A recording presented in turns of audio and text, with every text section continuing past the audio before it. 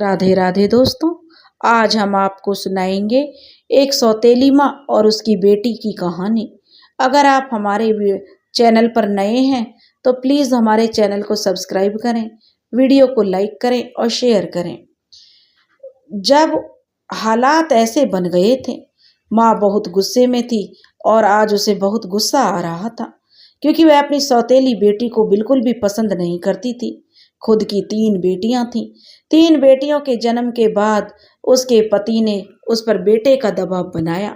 जब बेटा नहीं हुआ तो पति ने दूसरी शादी कर ली। दूसरी सौतन घर में आ गई तो वह उसको बिल्कुल भी बूझ नहीं करती थी और सारा घर का देख रेख सब उसके हाथों में चला गया। उसने भी एक बेटी को जन्म दिया। जब उसने कहा कि उसके भी बेटी हो गई है तो उसके पति ने उसकी अपनी दूसरी बीवी का साथ दिया और उसको कोई तवज्जो नहीं दी। उसने कहा क्या हुआ, बेटी हुई है तो मैं तो उससे प्यार करती है मुझसे और मुझे वही पसंद है। ये जख्म ऐसे थे कि जो भरे नहीं गए थे और ऐसी घटना घटी कि मजबूरी में अपनी तीनों बेटियों के साथ उसे उस सौतेली बेटी का भी पालन पोषण करना था। आज वह बहुत गुस्से में थी और हालात ये थे कि किचन में जाकर वह खाना बनाने लगी। खाना बनाते बनाते बर्तनों को तेज तेज पटक रही थी और इधर उधर फेंक रही थी। किचन से खटपट की आवाज़ सुनकर तीनों बेटियां अंदर आ गईं। साथ में नैना भी थी, लेकिन उसे इतना गुस्सा आ रहा था नैना को देखकर कि तीनों बेटियों की हिम्मत नहीं हुई कि आगे बढ़कर पूछें कि क्या हुआ माँ, गुस्सा क्यों आ रहा है, क्योंकि वह किसी की नहीं सुनती थी। जब सबको देखकर वह गुस्से में चीख कर कहा, क्यों आई हो तुम सब लोग यहाँ, जाओ यहाँ से। और अपनी माँ की चीख सुनकर तीनों बेटियां तो चली गईं, लेकिन नैना वहीं खड़ी रही। आगे बढ़कर वह अपनी माँ को संभालने लगी। जैसे ही उसने अपनी माँ को संभालने के लिए पकड़ा, उसकी माँ का गुस्सा 7वें आसमान पर पहुंच गया, क्योंकि वह गुस्से की असल कारण तो नैना ही थी और उसे उसने इतनी जोर से धक्का दिया कि नैना गिरते गिरते बची और बोली, मुझे इस लड़की से बहुत ज़्यादा नफरत है, इतनी नफरत है शायद मुझे और किसी से ना हो। कुछ देर तक आंखों में आंसू भरे हुए नैना अपनी माँ को देखती रही, फिर चली गई। उसके जाने के बाद जो उसकी माँ को थोड़ा सकून हुआ और उस लड़की से इतनी नफरत करती थी, शायद ही दुनिया में वह किसी और से करती हो। आज गुस्से की वजह भी नैना ही बनी थी। हुआ यूं था कि कुछ औरतें उनकी बड़ी बेटी का रिश्ता लेकर आई थी। दरवाजा नैना ने ही खोला था। उसके बाद फिर नैना उन औरतों के सामने नहीं आई थी। सारा काम उसकी माँ और उसकी बेटियां ही देख रही थी और माँ दिल से चाहती थी क्योंकि यह रिश्ता हो जाए, क्योंकि बहुत ही अच्छा रिश्ता था उनकी बड़ी बेटी के लिए। उस घर में उनकी बड़ी बेटी ऐश करती। चाय नाश्ते के बाद जो वह बोली कि जिस लड़की ने दरवाजा खोला था क्या वह भी आपकी बेटी है, तो उसकी माँ एकदम से डर गई। उसे लगा पता नहीं नैना ने कुछ गड़बड़ तो नहीं कर दी हो। तब उसकी माँ कहने लगी, हाँ है तो मेरी ही बेटी। क्यों, क्या हुआ है, क्या किया उसने, आपके साथ कुछ बदतमीजी किया है या कुछ और? वो बोले, अरे नहीं नहीं, ऐसी कोई बात नहीं है, बहुत ही प्यारी बच्ची है। वह असल में बात यह है, लड़के की माँ बोली, हमें आपसे यह कहना है, हमें आपकी उसी बेटी का रिश्ता चाहिए अपने बेटे के लिए। आपकी बेटी पर हमारा दिल आ गया है, प्लीज मना मत करना। उन औरतों की बात सुनकर उसकी माँ का दिमाग तो झन्ना गया। गुस्से के मारे वह अंदर ही अंदर खोलने लगी।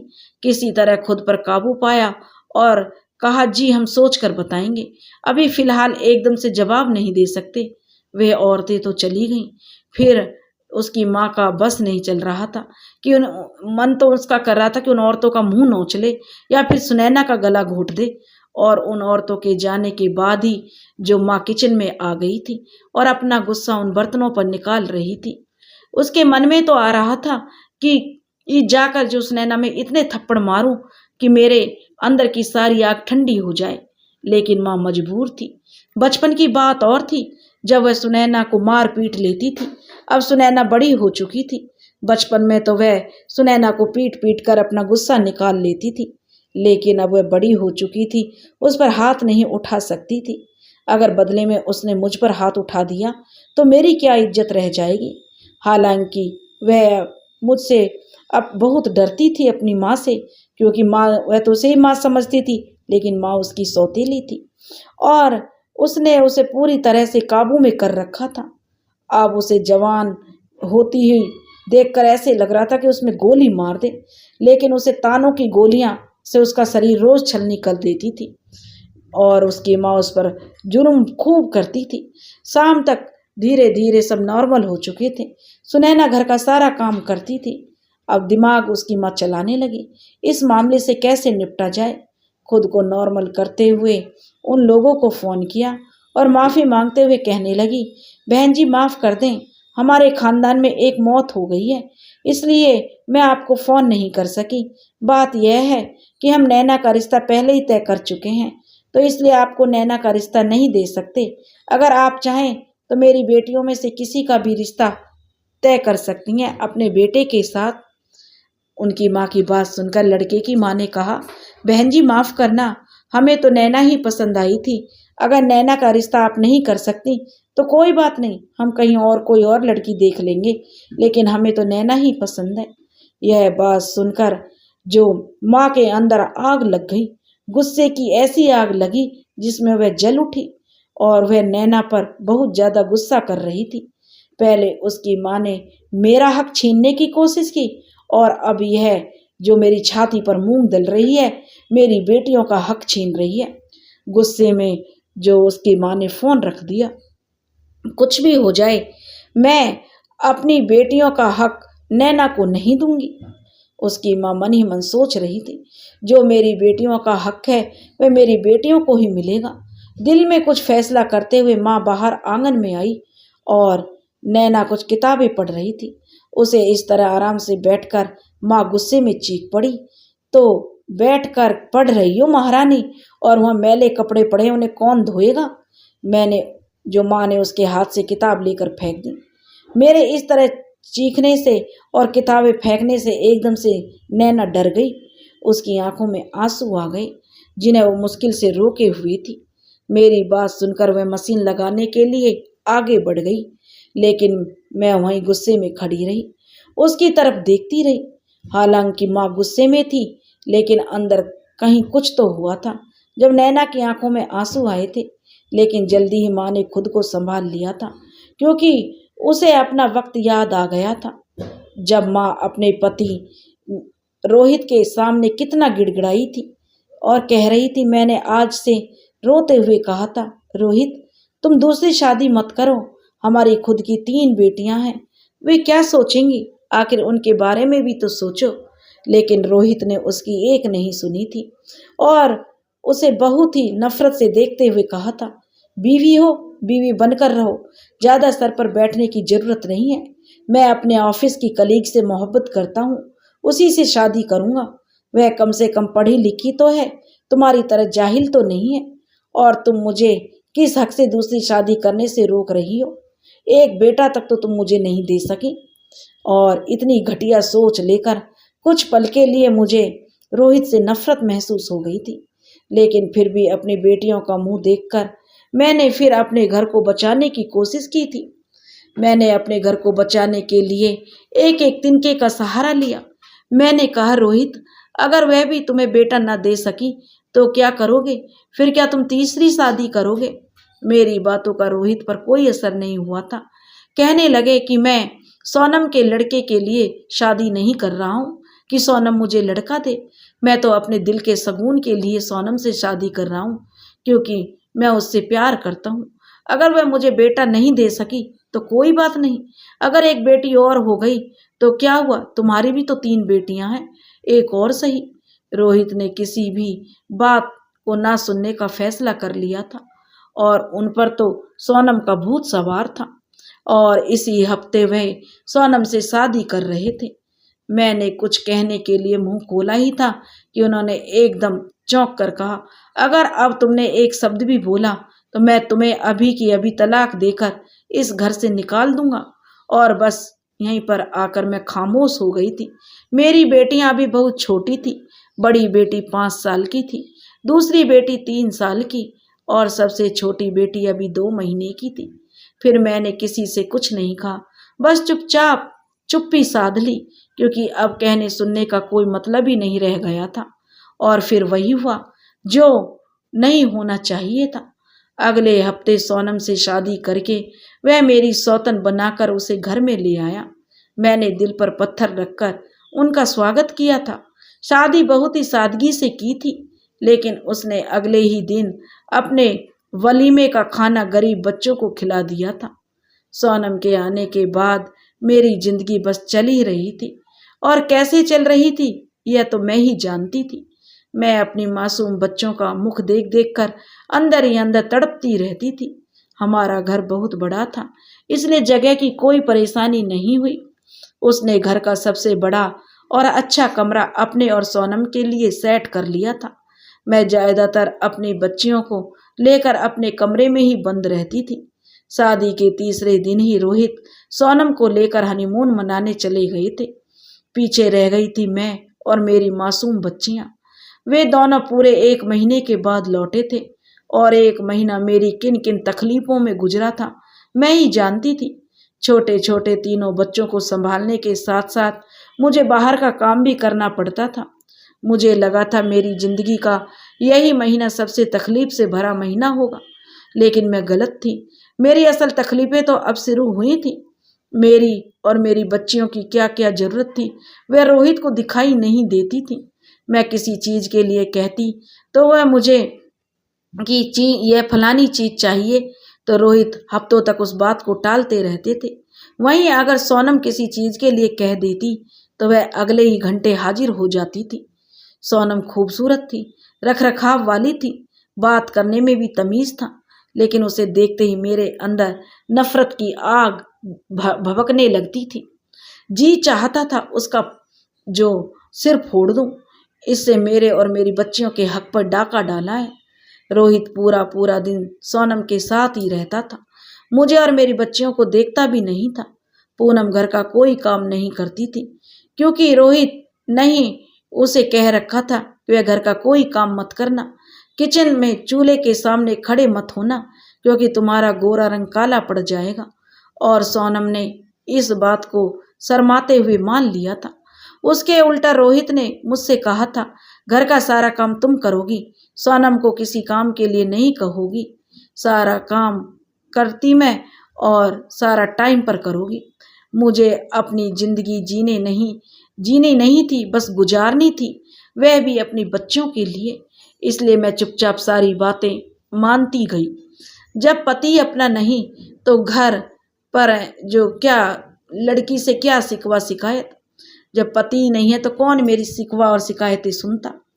सोनम वैसे भी पढ़ी लिखी समझदार थी, लेकिन थी तो मेरी सौतन ही। उसका खुद से भी मन नहीं करता था किसी काम को हाथ लगाए। पूरा पूरा दिन कमरे में बंद रहती थी। बस रोहित के ऑफिस आने से 5 मिनट पहले कमरे से बाहर निकलती और पूरी तरह तैयार होती थी, और बाहर गेट पर रोहित का इंतजार करने लगती।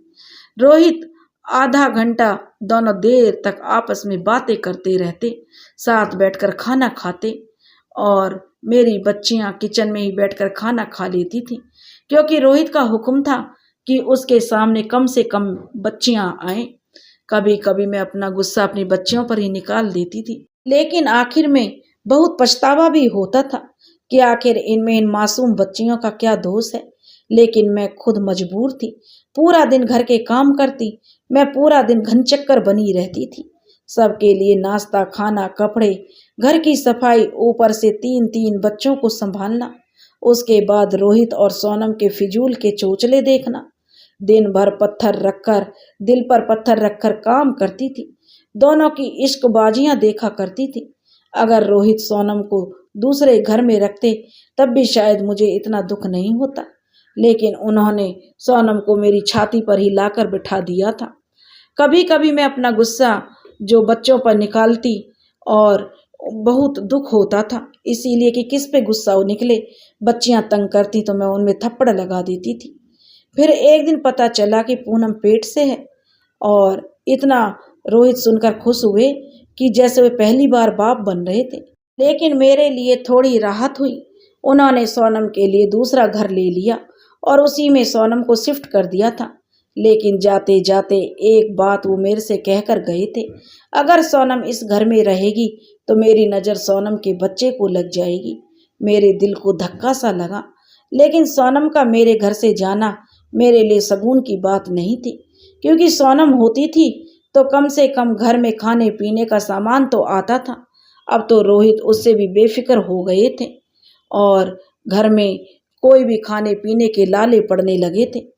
तब मैंने सिलाई का काम शुरू कर दिया और रोहित को फ़ोन करके सामान मंगाते भी तो वह एक एक हफ्ता लगा देता था। इसलिए मजबूरी में मैंने खुद ही कुछ करने की ठानी।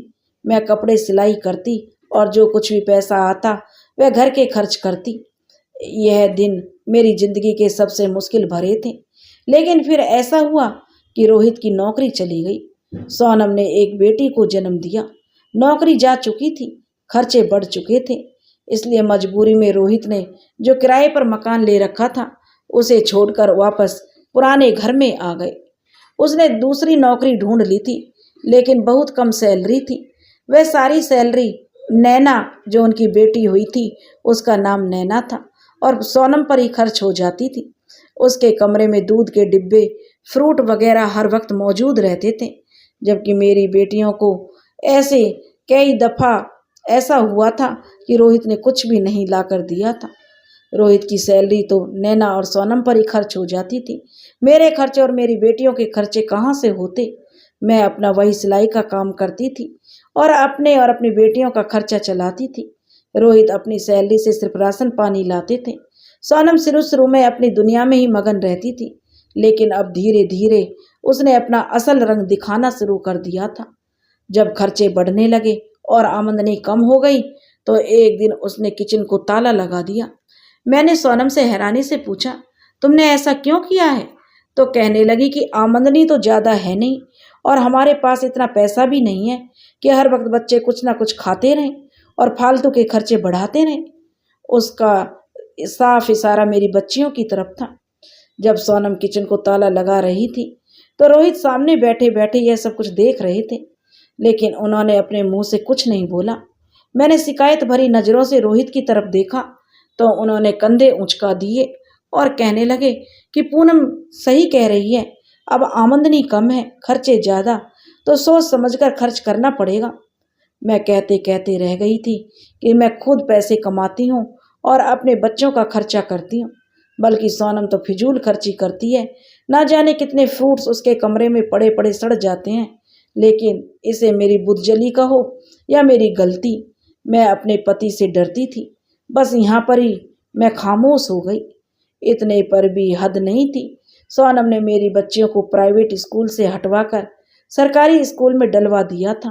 और लेकिन इसे मेरी बुजदिली कहो या मेरी गलती, मैं अपने पति से बहुत डरती थी। बस यहाँ पर ही मैं खामोश हो गई। इतने पर भी हद नहीं थी। सोनम ने तो मेरी बच्चियों को प्राइवेट स्कूल से हटवाकर सरकारी स्कूल में डलवा दिया था और अपनी बेटी नैना को प्राइवेट स्कूल में उसका एडमिशन करा दिया था। जब मैंने रोहित से इस बारे में बात की तो कहने लगे, सोनम ने जो किया है ठीक किया है। तुम्हारी बेटियां तो प्राइवेट स्कूल में पढ़कर अपना बेस अच्छा बना चुकी हैं। नैना को अब प्राइवेट स्कूल में पढ़ने दो, उसका भी बेस थोड़ा अच्छा हो जाएगा। तुम्हारी बेटियां तो अब सरकारी स्कूल में भी पढ़ सकती हैं। नैना का कच्चा दिमाग है, अगर अभी से वो सरकारी स्कूल में डाल दी गई तो पढ़ाई में कमज़ोर रह जाएगी। कोई त्योहार होता, कोई फंक्शन होता तो मेरी बेटियों के लिए जोड़ तोड़ करके मैं खुद कपड़े बनाती थी, जबकि नैना के लिए मैचिंग चप्पल, मैचिंग चूड़ियाँ और मैचिंग ज्वेलरी सब कुछ आता था। यह देख देख कर मेरी बेटियों में हीन भावना आने लगी थी। कभी कभी मेरी बेटियां मुझसे शिकायत करती, माँ नैना तो इतने अच्छे अच्छे कपड़े पहनती है, फिर हम क्यों अच्छे कपड़े नहीं पहनते माँ?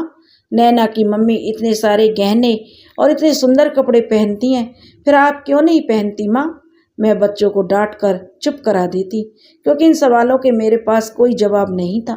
अपने बच्चों की ज़रूरत है देखते हुए मैं ज़्यादा से ज़्यादा कपड़े सिलाई करती, जिससे कि मैं ज़्यादा से ज़्यादा अपने बच्चों की ज़रूरतें पूरी कर सकूं। लेकिन जो अंतर नैना के रहन सहन में और मेरे बच्चों में था, उसे पाट नहीं पा रही थी। बस काही को भरने की नाकाम कोशिश कर रही थी। मेरी बेटियां धीरे धीरे बड़ी हो रही थीं और वे अपने बाप से नफरत सी करती जा रही थीं, क्योंकि वह उतना तो समझती थीं कि सोनम नाम का यह जो सांप है उनके बाप ने ही उनके सीने पर लाकर बिठाया है। फिर खबर मिली कि सोनम फिर से पेट से है। रोहित बहुत खुश थे। इस बार भी उनकी मोहब्बत में कोई कमी नहीं आई। वह पहले की तरह सोनम का ख्याल रख रहे थे, लेकिन भगवान को कुछ और ही मंजूर था। और लेकिन एक दिन रोहित पूनम को मंथली चेकअप के लिए डॉक्टर के पास लेकर जा रहे थे। रास्ते में उनकी गाड़ी का एक्सीडेंट हो गया और फिर सब कुछ खत्म हो गया। रोहित और सोनम की मौके पर मौत हो गई। घर में दोनों के लिए मैंने खाना बनाकर तैयार करके बैठी थी और उनका इंतजार कर रही थी, लेकिन बाहर एम्बुलेंस की आवाज़ सुनकर मैं कुछ घबरा गई। बाहर गेट खोला तो एम्बुलेंस हमारे ही दरवाजे पर खड़ी थी। सब कुछ खत्म हो गया था। रोहित और सोनम की मौके पर ही मौत हो गई थी और सोनम का बच्चा भी पेट में ही खत्म हो चुका था। इस हादसे में एक बार तो मैं अंदर तक हिल गई, लेकिन फिर धीरे धीरे मैंने खुद को संभाला। आखिर उन दोनों के जाने से मेरी जिंदगी पर क्या असर पड़ने वाला था। सोनम तो मेरे लिए ही तो वो लाए थे, लेकिन मेरे पति आज भी मेरे नहीं थे। वह हर वक्त सोनम के आगे पीछे फिरते थे, उसके ही खर्चे करते थे, मेरी बच्चियों को और मुझे हमेशा अनदेखा करते थे। रोहित की इन हरकतों ने मुझे एकदम पत्थर की बना दिया था। मैंने खुद को जल्दी ही इन बातों से निकाल लिया और अपने आप को संभाल लिया। मुझे कोई ज़्यादा दुख नहीं था रोहित और सोनम के जाने का, लेकिन हाँ, जब नैना को कभी कभी देखती तो थोड़ा दुख होता कि क्या वह बिन माँ के बच्ची रह गई है। लेकिन धीरे धीरे यह देखो, फिर कभी कभी मेरे मन में नफरत में यह प्यार बदलने लगता। जो मैं उसकी हमदर्दी दिखाती, फिर मुझे नफरत भी जल्दी होने लगती। आखिर इस सब में इसी की माँ की वजह से तो यह सब हुआ। मैंने अपने पूरे घर पर एक निगाह डाली, अंदर तक सुकून उतर आया था। अब यह पूरा घर मेरा था। इस घर की मालिक मैं थी, क्योंकि सोनम के आने के बाद मेरी हैसियत एक नौकरानी जैसी हो गई थी। मैं बस अपने कमरे में रहती थी और सोनम पूरे घर की मालकिन बनी हुई, जैसा चाहती वैसा करती थी और वैसा ही घर में होता था। फिर मैंने अपनी ज़िंदगी में आगे बढ़ने की सोची। उस घर की थोड़ी सी सेटिंग बदली और उस घर को एक सिलाई सेंटर जो खोल लिया उसी में, और लड़कियों से फीस लेकर मैंने लड़कियों को सिलाई सिखाना शुरू कर दिया। मेरे काम पर भगवान की कृपा हुई और खूब चल निकला। घर में पैसे आने लगे तो मैंने अपनी बच्चियों का एडमिशन अच्छे प्राइवेट स्कूल में कराया। नैना का एडमिशन भी मैंने प्राइवेट स्कूल में ही कराया। मैं उसकी देखभाल, उसकी पढ़ाई लिखाई अपनी बच्चियों की बराबर ही करती थी। मैं उसे कम नहीं मानती थी, अपनी बेटियों के जैसी ही मानती थी। फिर भी पुरानी जिंदगी की छाप मेरे दिल दिमाग पर अभी भी थी। कभी कभी मैं उस लड़की से घर का सारा काम कराती, कभी उसको मारती डपटती, कभी कभी मेरे दिल में प्यार उमड़ता तो कभी कभी उसके लिए नफरत उमड़ आती थी। खैर छोड़ो, जैसे भी धीरे धीरे चारों बच्चियां बड़ी होने लगी, लेकिन नैना के रूप रंग खूब अच्छा निकला था। वह खिल उठी थी। बहुत ज़्यादा सुंदर थी नैना, मेरी बेटियों से ज़्यादा सुंदर थी, और इसीलिए जो भी रिश्ता मेरी बड़ी बेटी के लिए आता वह नैना की तरफ झुक जाता था। तंग आकर मैंने नैना से कह दिया था, किसी भी आने वाले रिश्तेदार के सामने नहीं आना है। नैना मेरी सारी बातें मानती थी और उसने यह बात मेरी मान ली। वह किसी के भी सामने नहीं आती थी, लेकिन हर बार कुछ ना कुछ ऐसा होता, मेरी बेटी का रिश्ता होते होते रह जाता था। वे लोग उस नैना को जो किसी तरह देख लेते थे और उसी को पसंद कर जाते थे, और आज भी ऐसा ही हुआ था। मैं मेरे दिल में जो एक फैसला किया कि मैं सबसे पहले इस नैना की शादी करूंगी और अपने रास्ते के कांटे को निकालूंगी। सबसे पहले इस कांटे को ही उखाड़ कर फेंकना था जो दिन रात मुझे चुभता था। सबसे बड़ी समझदारी मेरी यही थी, क्योंकि जब तक नैना की शादी नहीं होगी मेरी बेटियों की शादी नहीं हो सकती। इसलिए मैंने नैना के लिए रिश्ते देखना शुरू कर दिए। लेकिन नैना के लिए एक से बढ़कर एक रिश्ता था, लेकिन मैं उसकी शादी किसी अच्छे घर में नहीं करना चाहती थी। जो बरसों से मेरे दिल में गुस्सा भरा हुआ था, मैं उसे निकालना चाहती थी। मैं उसकी माँ का बदला उससे लेना चाहती थी। मैं हर आने वाले रिश्ते को मना कर देती थी, लेकिन अगला रिश्ता उससे भी बढ़कर होता था। मैं नैना की शादी ऐसे घर में करना चाहती थी जो हाथों पर न रखे, जहाँ उसे सिर्फ दुख ही दुख मिले, जहाँ उसे प्यार सम्मान न मिले। लेकिन अभी तक ऐसा कोई रिश्ता मुझे नहीं मिला था। एक दिन मैं बाजार जा रही थी तो एक साइकिल वाले से टकरा गई। वह साइकिल वाला जल्दी में नीचे उतर कर आया और मुझे उठाते हुए बोला, माफ़ कर दीजिए मैडम जी, मैंने आपको देखा नहीं। कुछ लोग मेरे पीछे पड़े हुए हैं। मैं उनसे भागकर ही मैं जा रहा था। मैं कहीं बचना चाहता था, इसलिए मैंने आपसे मेरी टक्कर हो गई। मैंने हैरत से उस साइकिल वाले को देखा। अच्छी कदकाठी का लड़का था, लेकिन कुछ घबराया हुआ था। मैंने उससे पूछा कि वे लोग तुम्हारा पीछा क्यों कर रहे हैं? तो वह कहने लगा, मैडम जी, मैं जुए में सब कुछ हार गया हूँ, कुछ उधार भी रह गया है, उसी को चुकता कराने के लिए वो लोग मेरे पीछे पड़े हैं। शाम तक कहीं से इधर उधर जुगाड़ करके मैं उनका उधार चुकता कर दूंगा, लेकिन अभी मुझे उनसे बचना है। मेरे दिमाग में एक शैतानी ख्याल आया, इससे अच्छा तो नैना के लिए कोई रिश्ता मिल ही नहीं सकता था। मैंने उस साइकिल वाले को थोड़ा साइड में ले गई और उससे पूछा, तुम शादी करोगे? मेरी बात सुनकर वह शर्मा गया और हाँ में सिर हिला दिया। मैंने उसे फौरन अपने साथ घर ले आई और उसी वक्त पंडित जी को बुलाकर नैना के साथ उसके फेरे डलवा दिए। नैना बहुत रोई, चीखी, चिल्लाई, लेकिन मैंने उसकी एक नहीं सुनी। एक बार को मेरा दिल उसके रोने चीखने से पिघल गया था, लेकिन मैं अपनी नफरत में इतनी अंधी हो चुकी थी कि मुझे उसका रोना धोना कुछ भी दिखाई नहीं दे रहा था। उसे साइकिल वाले की और नैना की शादी करवाकर मैंने उसे उसी वक्त घर के कपड़ों में ही विदा कर दिया। वो रोती धोती घर से विदा हो गई। मेरी बेटियों ने जल्दबाजी में शादी करने की वजह पूछी तो मैंने कहा, अगर नैना की शादी नहीं करती तो तुम में से किसी की भी शादी नहीं होती। मेरी बेटियां मेरी बात सुनकर शांत हो गईं। अब मुझे अपनी बेटियों की शादी की फिक्र थी। मैं उनके लिए रिश्ते ढूंढने लगी। अब क्योंकि नैना का कोई मसला नहीं था, सो मेरी दोनों बेटियों की शादी बहुत आसानी से हो गई। घर में अब मेरी छोटी बेटी और मैं ही बचे थे। हम माँ बेटी दोनों रहते थे और छोटी बेटी की शादी करने का अभी मेरा कोई इरादा नहीं था। नैना की शादी किए हुए मुझे 6 महीने हो चुके थे। इन 6 महीनों में नैना एक बार भी हमारे घर नहीं आई थी।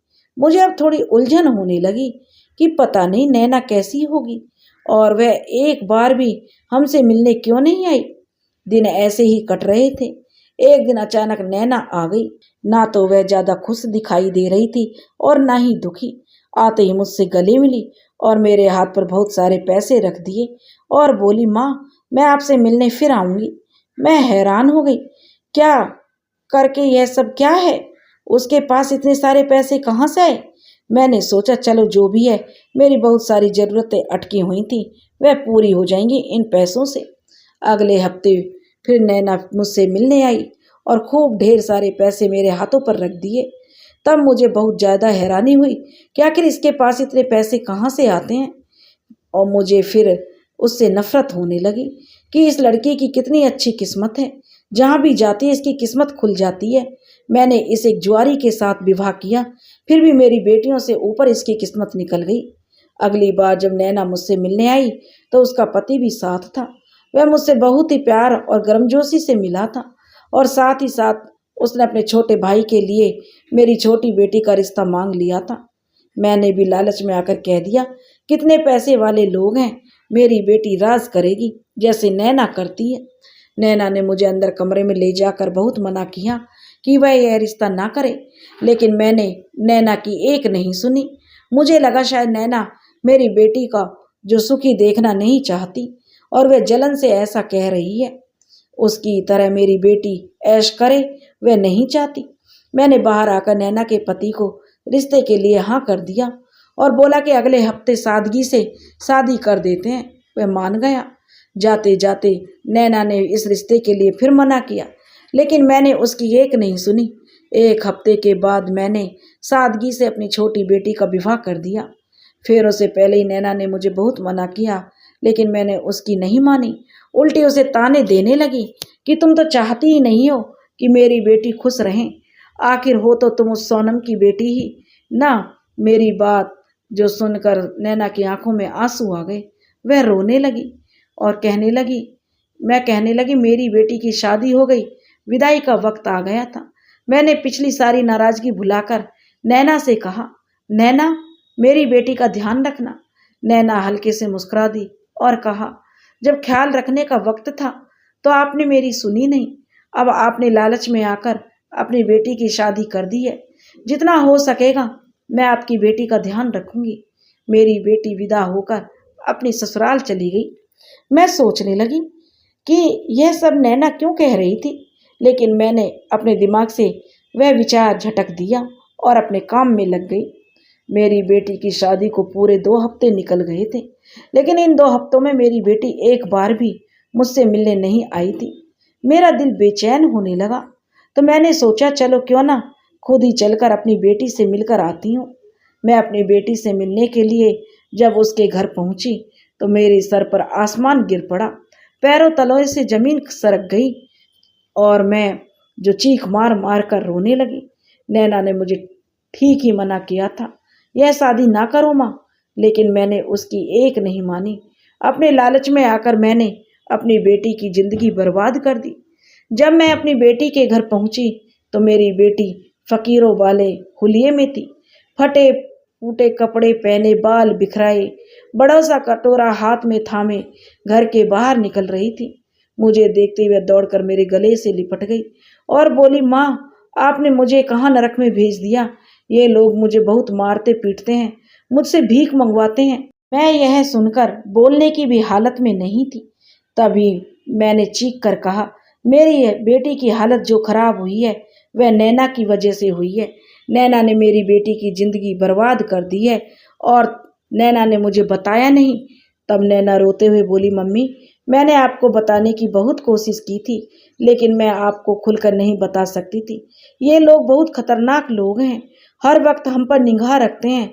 मैंने आपको लाख मना किया था आप ये शादी ना करें, लेकिन आप लालच में थी, आप नहीं मानी।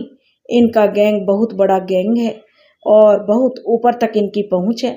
हमारे साथ साथ और भी कई लड़कियां यहाँ पर फंसी हुई हैं। अब आप जल्दी से यहाँ से निकल जाइए, नहीं तो इन लोगों को पता चल जाएगा तो हमारे लिए बहुत ज़्यादा मुसीबत हो जाएगी। आप ऐसा करो माँ, सबसे पहले पुलिस में रिपोर्ट लिखवाओ और हमारे बारे में उन सबको बताए। नैना ने मुझे बाहर तक छोड़ा और मेरी बेटी को साथ लेकर निकल चुकी थी। मुझे ऐसा लग रहा था जैसे मेरे पैरों में जान ही नहीं है। किसी तरह खुद को घसीटते हुए मैं पुलिस थाने पहुंची, पुलिस को सारी कहानी बताई। पुलिस वाले पहले तो मेरी बात मानने को तैयार नहीं थे, मेरी बहुत मिन्नत की, तब वह मेरे साथ उस जगह पर चलने को तैयार हुए। थोड़ी छानबीन के बाद पुलिस वालों ने उन लोगों को पकड़ लिया। तब उन्हें पता चला कि उनका बहुत बड़ा गैंग था। अब बड़े स्तर पर यह लोग लड़कियों से भीख मंगवाने का काम करते थे। पुलिस ने लोगों को पकड़कर जेल में डाल दिया। अभी बहुत सारे लोग नहीं पकड़े गए थे, कुछ रह गए थे जिनकी पुलिस अभी छानबीन कर रही थी। बहुत सारी लड़कियां थीं जो इस गंदगी से अब छूट कर निकल चुकी थी। मैंने अपनी दोनों बच्चियों का तलाक दिलाया और घर वापस लेकर आ गई। अब मुझे एहसास हो गया था कि बदले की आग में मैं अंधी हो चुकी थी। नैना के साथ साथ मैंने अपनी सगी बेटी की जिंदगी भी बर्बाद कर दी थी। अगर कुछ कहना ही था, लड़ना झगड़ना ही था, अपना गुस्सा निकालना ही था, तो रोहित से कहती। इसमें नैना का क्या कसूर था? वह बेचारी बालक तो बेकसूर थी। हर वक्त तो मम्मी मम्मी कहती मेरे आगे पीछे फिरती रहती थी, मेरी मार खाती थी, मेरे तानों को सहती थी, घर का सारा काम करती थी। मैंने उस मासूम के साथ जानबूझकर गलत व्यवहार किया, इसलिए भगवान ने मेरी बेटी के साथ गलत किया था। खैर मेरी दोनों बेटियां मेरे पास हैं और मैंने पहली बार नैना को एक माँ बनकर गले लगाया और उसकी आंखों में भी खुशी के आंसू आ गए थे। दोस्तों, जैसी करनी वैसी भरनी। आज हम किसी की बेटी के लिए गलत सोचते हैं तो परमात्मा हमारी बेटियों के लिए खुद ही ऐसे रास्ते चुन देता है। अगर हम किसी के लिए बुरा सोचेंगे तो भगवान हमारे लिए बुरा करेगा। इसलिए दोस्तों, जैसी करनी वैसी भरनी। अगर आप हमारे चैनल पर नए हैं तो प्लीज़ चैनल को सब्सक्राइब करें, वीडियो को लाइक करें और शेयर करें। राधे राधे।